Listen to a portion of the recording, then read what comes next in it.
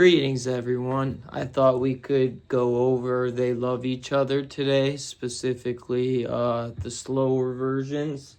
I was on a real kick with the fast 73 ones for a while, but there's so many great versions of this tune. So I have come prepared with notes.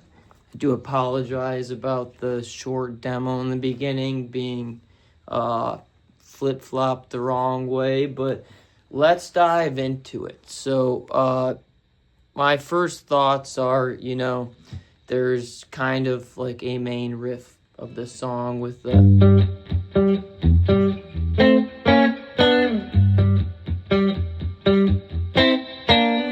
And again, I'm going to try to timestamp everything in this video, so if you see this and you're like, well, I already know that, then skip to a section that hopefully is more helpful. I'm trying to listen to the constructive feedback, just like taking notes and stuff, and I really listen to what you guys have to say and what you want to learn, so thank you for that. So first we should go over that and the main form of the tune, the chords that are used. So there's multiple ways to play that. What it is a G note and a G octave. So there's been times I've just done it even with my fingers, like, and I'll often do 2 on the G string and 1 on the B string, so A and C, and bring that up to B and D, which is 4 and 3. If you want to really split hairs, I was watching a couple videos of Garcia, and same exact notes, but I think he plays it like...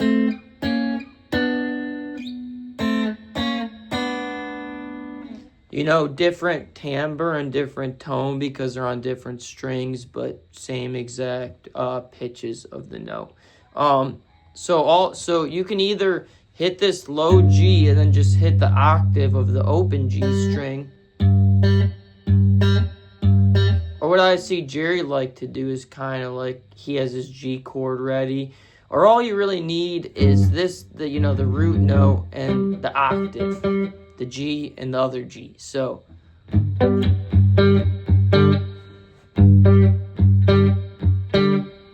and then this other way of playing it, it's like a little, the beginning of an A minor triad almost, because A and C, and then it just chromatically walks up.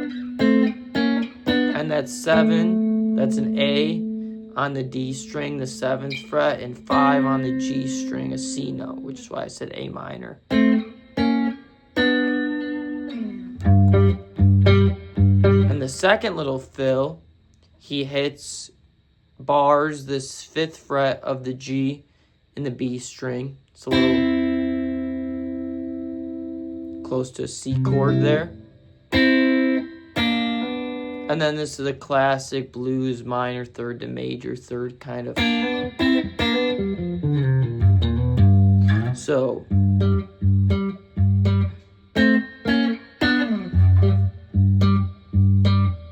I hit both of these. I hit the C. So what I'm doing here too, and like I like to do in my videos, I do think this is important to insert, is really you want to know your fretboard and your notes. So like I'm always thinking this is part of a, this little dyad of a C chord. It has a C and then it has an E in it. So with that, I know I have a root and a major third.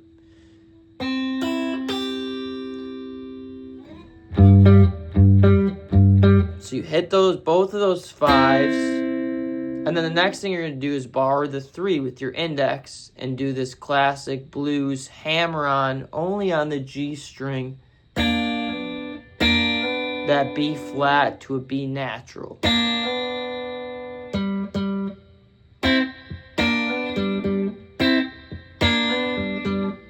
I tend to do it with my fingers. You can do it with the pick. So again,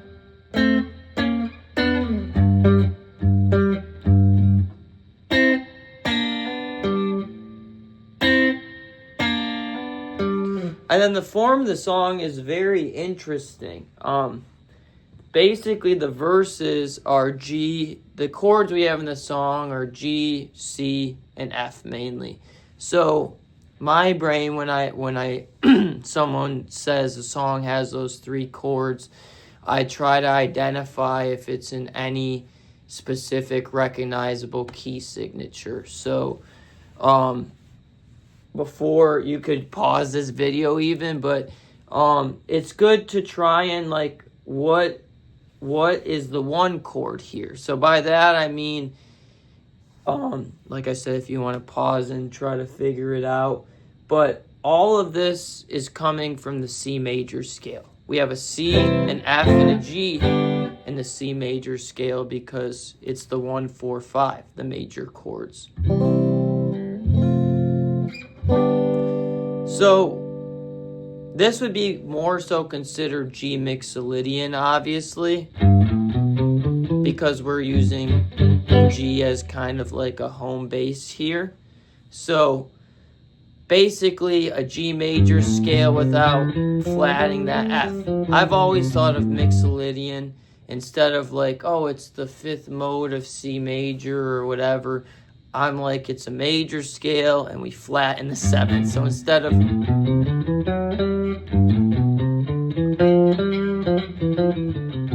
but what's interesting, and I don't know if we'll get into it today, over the G chord, just like in Fire and Franklin's, it is a lot of fun to play with that major 7th that is kind of not in the mixolydian.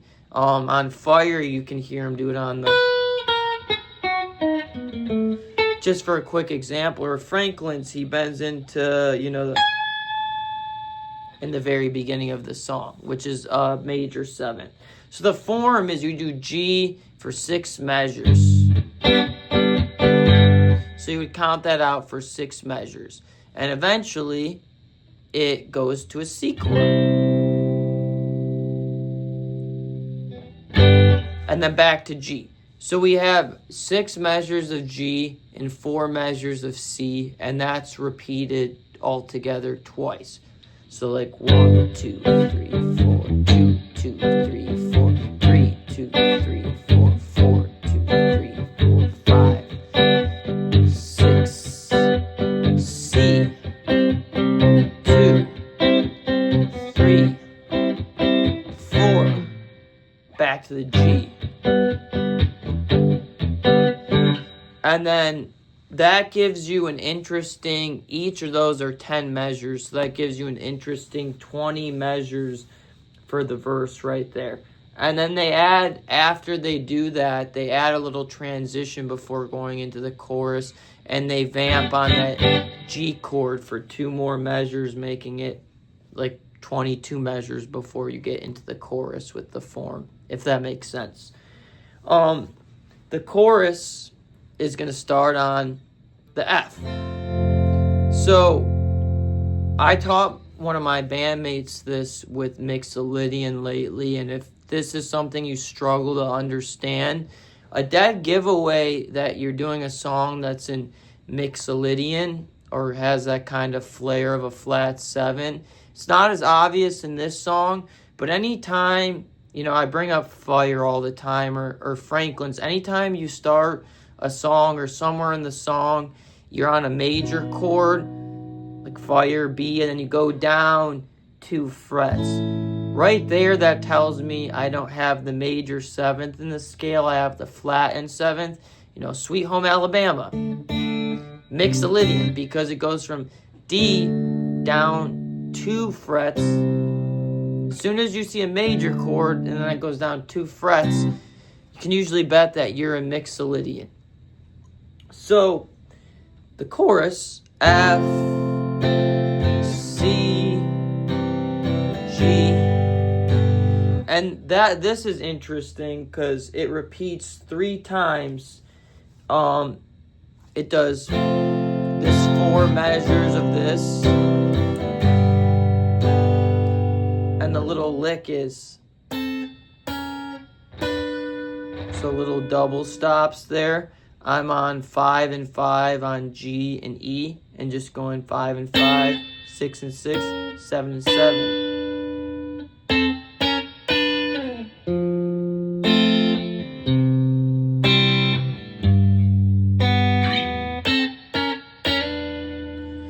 So the very last time, it's interesting because in music you get used to a lot of even numbers and things are done twice or 4 times or whatever.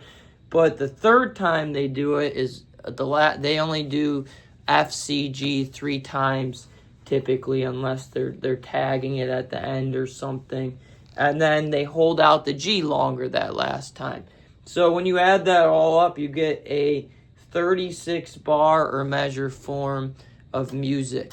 And thankfully, if you're newer, you only have kind of 3 chords to work around figuring out.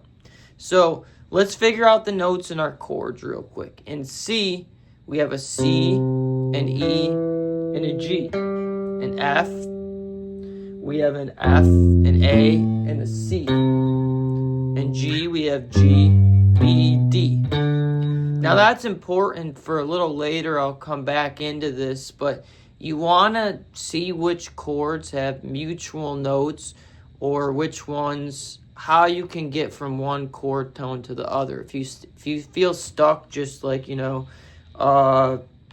hammering scales, the next step I would take is try to land on the chord tones. It can be very powerful. Whether it's the root, the third, or the fifth, arguably the root or the third, which gives it the major and minor quality, can really hit the sweet spot a lot, but it's all up to preference. So for example, the next thing I'd like to go into is when I'm starting to think about how would I solo over this. I'm in that short preview in the beginning, I'm thinking of the vocal melody.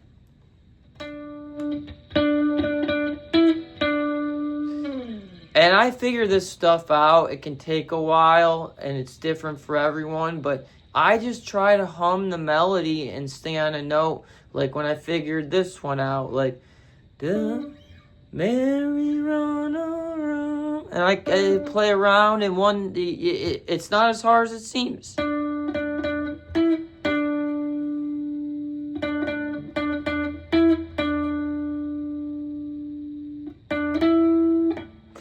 So, this might be a better area to play it in, same note, but like...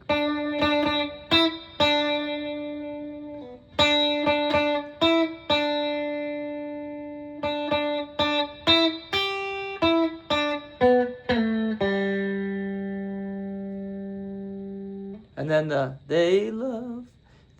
so I go, they love, and I can figure out the note. And like I've said in a previous video, when I'm improvising, I feel like I'm either playing with the melody or against it. So like in the beginning, I was really leaning into the...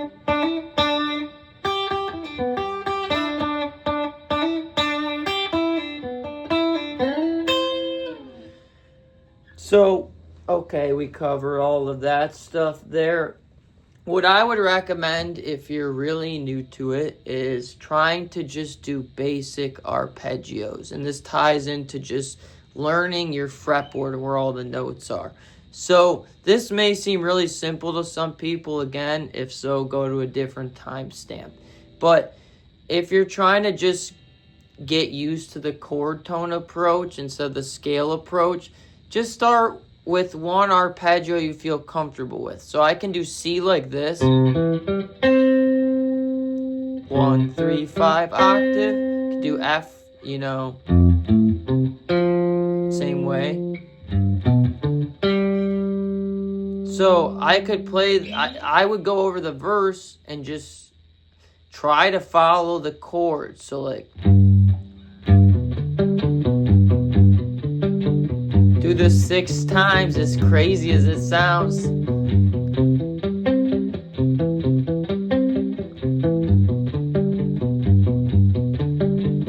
when you get to the chorus,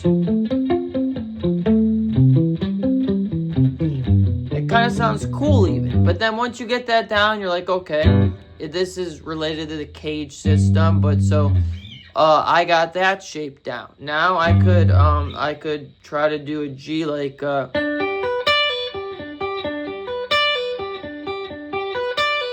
this is the C shape of G right here out of the cage system.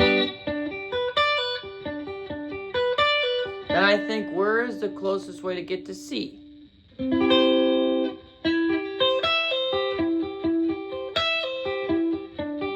But see how many G's you can find. Okay, there's a G here, right, that we can use, the one that we just did there. You can shorten that one to just a D chord. You can go up here. There's a lot of different voice things that we can find, and you can arpeggiate out of.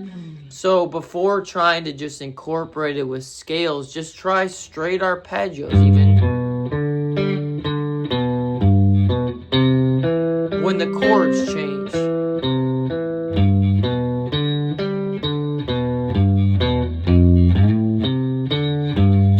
You know, that kind of thing. So the next thing I kind of really wanted to emphasize, talked about the vocal melody, but in terms of improvisation. So I always, even if I know, you know, like it's hard for me to forget that a C major chord is C, E, and G. But I'll write down the chords to every song. You know, I don't know if you could see this, but I tried to take a fair amount of notes on everything being discussed. So let me try to give an example that makes sense and then kind of work backwards from that. So for example, the chorus of the song starts on that F, right? So my preference is to hit the root note on that one. I was saying earlier, the third is definitely a strong note always, you know, but G or A, excuse me, which is the third of F, we already have in the scale. So F is the new note that's kind of coming into play.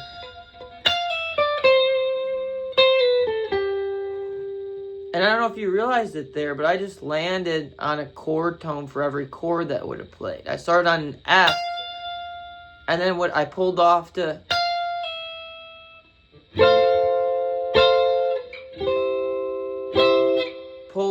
E, because I put together, okay, C, E, G in the C major chord. And F, I have F, A, C. So I know my preferred route is the half step tension and going down chromatically. It's like,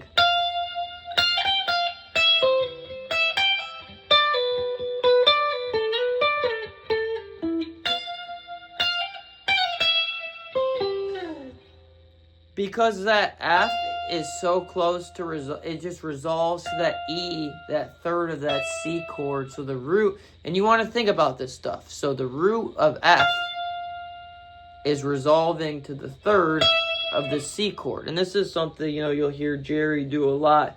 But, you know, I'll just map it out like I did on here. You know, I looked at these three chords and I was like, okay, I did each chord change in the song. You know, what the possibilities of going to and from notes would be. So, also, well, let's start, you know, let's go back to the verse first. So, we're playing a G, so we have G, B, D, right?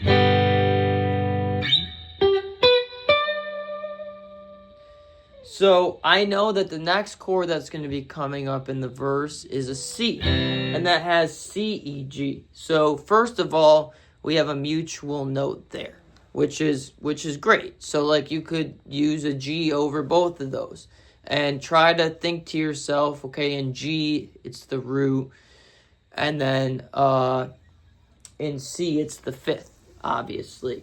But I map out all the chords and then I say, okay, if I'm going from C back, whether you're going, here's a good way to put it.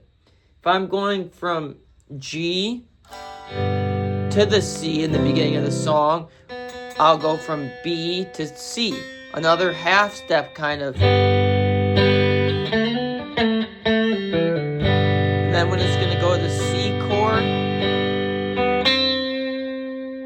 it's really strong to hit that half step kind of resolution there. And then opposite for when it goes back from the C back to the G. You can go back to the B that's in the G. What other notes do we have that work good? In the F, when you're playing the F, you could also resolve to G, because that G is in the C chord. So the chords, F, C. You could do, instead of F to E, my favorite, you could also go up to the G. A jazz instructor gave me this challenge one time in a class, and I thought it was very useful. It was basically like, go over the chord changes and don't really try to improvise. Just try to pick one note. So like, let's say I'm going to do this very randomly. D over the G chord, okay? I started on a D note. You try to use, and usually you can do this, I think always, if I'm not mistaken, with like 2 frets of distance, depending on the chords you have. Try to think the least amount of space you have to travel to get to the next chord tone. So if I start on G, all I'm thinking about with this exercise is what's coming up next is the C chord. So I can go down to C, or I pick D, so that's interesting because I can go up to E. And in true Jerry fashion, you can chromatically go down or up. But see, I'm kind of thinking about that. Okay, so let's say I went up to E. Now on E, I'm on E over the C chord, and it's going to go back to the G chord. So really there, E, you could go up to the G. That would be 3 frets. So I could go back down to the D again. So these are great exercises. Or let's do a different one. So like if we started off and we hit, let's say, the B. That's a good one, because then, like we were talking about earlier, I think when it gets to the next chord, C, I can real easily hit this C note. And then I could go up to D when it comes back to the G. So I know that's kind of a lot of tongue twisters there, is confusing, but the idea is to take each chord and just really slow yourself down and think, what are my target notes? Not like what are the licks I'm going to be playing, but okay, I'm going to try to, while you're getting used to this, and eventually it will come naturally. That's the whole point of it.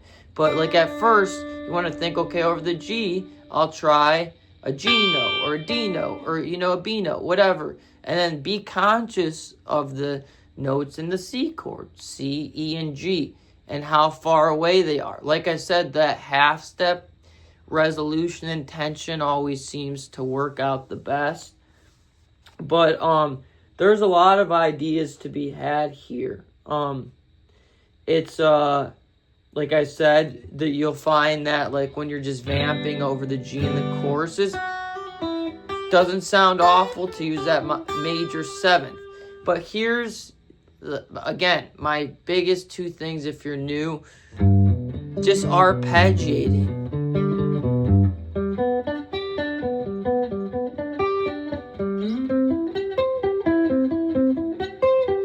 Try to follow the chords just with arpeggios, and then you can kind of get more specific with it. And if you don't know all the notes of the fretboard already, that's a huge thing. That will get you so far ahead of where you're at if you don't know that. Like I've said before, I'm not sure the skill level of every single subscriber and person who supported my channel. Thank you. I'm back. I'm going to be consistently making videos, but if you can drop a comment, I really appreciated this feedback. The notebook method helps. Someone said it good in a comment. I don't know if I'll ever get to the point of editing videos all crazily or anything. I teach for a living as well, lessons, etc. It's my full-time gig. I just kind of go with stream of consciousness, and sometimes that can lead you astray, but I feel like with having these notes and kind of talking about all this, hopefully some of that makes sense. So arpeggios, fretboard knowledge, and then also the cage system, because like I said, take a C chord. How many ways can you play it? You can play down there, you can play down there, play down there, play it down there, play it up here. There's, just try to, and that is directly tied into knowing where everything on the fretboard is. But now it's a little bit of a shorter lesson. I wanted to try not a 40+ minute lesson, so hopefully this was helpful to some of you guys. Let me know how it was. And as always, this helped a lot, so if you have any recommendations or you're watching this and I need to know where people are at. If you want, some people want more beginner, what is even mixolydian, and how do you figure out chord tones and the stuff like that I glossed over today, I can do that. Or, so if you have a say, please write it down in the comments, and thank you for supporting the channel. Subscribe if you already haven't.